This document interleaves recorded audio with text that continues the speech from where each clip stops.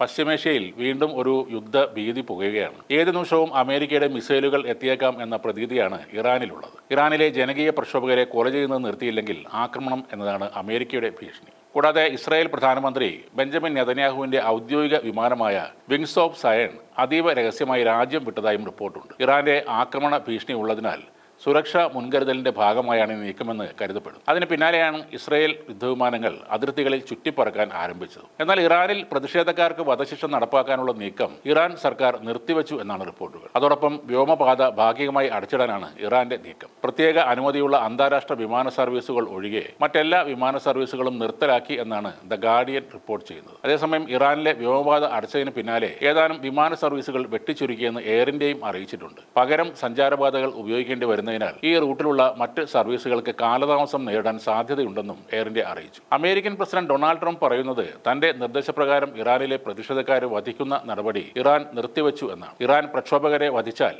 അവർക്കെതിരെ കടുത്ത സൈനികാക്രമണം നടത്തുമെന്ന് ട്രംപ് നേരത്തെ ഭീഷണി മുഴക്കിയിരുന്നു. ഇറാനെ ആക്രമിക്കുമോ എന്ന മാധ്യമങ്ങളുടെ ചോദ്യങ്ങൾക്ക് സാഹചര്യങ്ങൾ നിരീക്ഷിച്ച് ഉചിതമായ തീരുമാനം എടുക്കുമെന്ന് ട്രംപ് വൈറ്റ് ഹൗസിൽ നടന്ന വാർത്താ സമ്മേളനത്തിൽ മറുപടി നൽകിയിരുന്നു. ഖത്തറിലേക്ക് യാത്ര പോകുന്ന പൗരന്മാർക്ക് അമേരിക്ക ജാഗ്രതാ നിർദ്ദേശവും നൽകിയിട്ടുണ്ട്. അത്യാവശ്യ യാത്രകൾ മാത്രമേ നടത്താവൂ എന്നും പൗരന്മാർക്ക് നിർദ്ദേശം നൽകിക്കഴിഞ്ഞു. ഇറാനെതിരെ അമേരിക്ക സൈനിക നീക്കങ്ങൾ നടത്തിയേക്കുമെന്ന സാഹചര്യങ്ങൾ മുൻനിർത്തി ഖത്തറിലെ മിലിറ്ററി ആസ്ഥാനത്ത് നിന്ന് അമേരിക്കയും ബ്രിട്ടനും ആളുകളെ ഒഴിപ്പിക്കുകയും ചെയ്തു. ഇറാനിലെ ദേശസ്നേഹികൾ പ്രതിഷേധങ്ങൾ തുടരണമെന്നും സ്ഥാപനങ്ങളുടെ നിയന്ത്രണം ഏറ്റെടുക്കണം എന്നുമാണ് ട്രൂത്ത് സോഷ്യൽ വഴിയുള്ള ട്രംപിന്റെ ആഹ്വാനം. ഇറാനെതിരെ ശക്തമായ സൈനിക നീക്കത്തിന് അമേരിക്ക തയ്യാറെടുക്കുന്നതായി ട്രംപ് നേരത്തെ സൂചന നൽകിയിരുന്നു. ഇറാനെതിരെ പദ്ധതി ഇടുന്നതിൽ ഒന്ന് വ്യോമാക്രമണം ആയിരിക്കുമെന്നും White House press secretary Karoline Leavitt പറഞ്ഞിരുന്നു. ഇറാൻ വിദേശകാര്യമന്ത്രി അബ്ബാസ് അരാക്ചിയാണ് തൂക്കിക്കൊല്ലൽ തൽക്കാലം ആലോചനയിൽ ഇല്ലെന്ന് പറഞ്ഞത്. ഇത്തരം ശിക്ഷകളെക്കുറിച്ച് ചോദിക്കേണ്ടതില്ലെന്നും അദ്ദേഹം കൂട്ടിച്ചേർത്തു. ഫോക്സ് ന്യൂസ് ചാനലിന് നൽകിയ ഒരു അഭിമുഖത്തിലായിരുന്നു അരാക്ചിയുടെ പ്രതികരണം. എന്നാൽ അമേരിക്കയുമായി ചർച്ചകൾക്ക് തയ്യാറാണെന്നും കൂടെ അബ്ബാസ് അരാക്ചി വ്യക്തമാക്കി. സംഘർഷങ്ങൾ ഏറ്റുമുട്ടലിലൂടെ അല്ലാതെ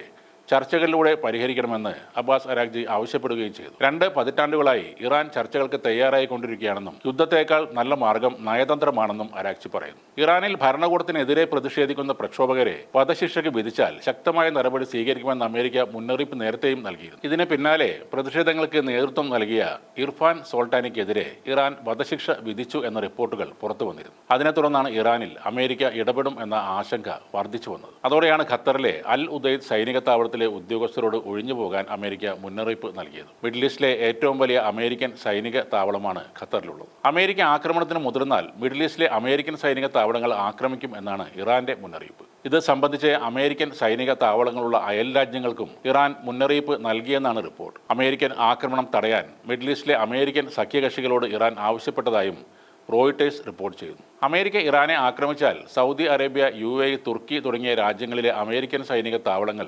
ആക്രമിക്കപ്പെടുമെന്നാണ് ടെഹ്റാൻ പറഞ്ഞിട്ടുള്ളത്. ഇതായിരുന്നു ഇറാനിയൻ ഉദ്യോഗസ്ഥനെ ഉദ്ധരിച്ചുള്ള റിപ്പോർട്ട്. ഖത്തറിലെ അൽ ഉദൈദിലുള്ള അമേരിക്കൻ സെൻട്രൽ കമാൻഡിന്റെ ഫോർവേഡ് ആസ്ഥാനവും ബഹ്റൈനിലെ അമേരിക്കൻ നാവികസേനയുടെ 5ാം കപ്പൽപ്പടയുടെ ആസ്ഥാനവും ഉൾപ്പെടെ ഈ മേഖലയിൽ അമേരിക്കയ്ക്ക് നിരവധി സൈനിക താവളങ്ങളുണ്ട്. അമേരിക്കയ്ക്ക് ഒരു യുദ്ധം പരീക്ഷിക്കണം എന്നാണെങ്കിൽ ഞങ്ങളും തയ്യാർ എന്നായിരുന്നു ട്രംപിന്റെ യുദ്ധഭീഷണിയോടുള്ള ഇറാൻ വിദേശകാര്യമന്ത്രി അബ്ബാസ് അരാക്ചിയുടെ ആദ്യ പ്രതികരണം. ഇറാനിലെ ഭരണകൂട വിരുദ്ധ പ്രതിഷേധങ്ങളെ അടിച്ചമർത്തുന്നതിനെതിരെ സൈനിക നടപടി സ്വീകരിക്കുമെന്ന് US പ്രസിഡന്റ് ഡൊണാൾഡ് ട്രംപ് ഭീഷണിപ്പെടുത്തിയതിന് പിന്നാലെയായിരുന്നു അൽ ജസീറയ്ക്ക് നൽകിയ ഒരു അഭിമുഖത്തിൽ ഇറാൻ മന്ത്രി ഈ മറുപടി നൽകിയത്.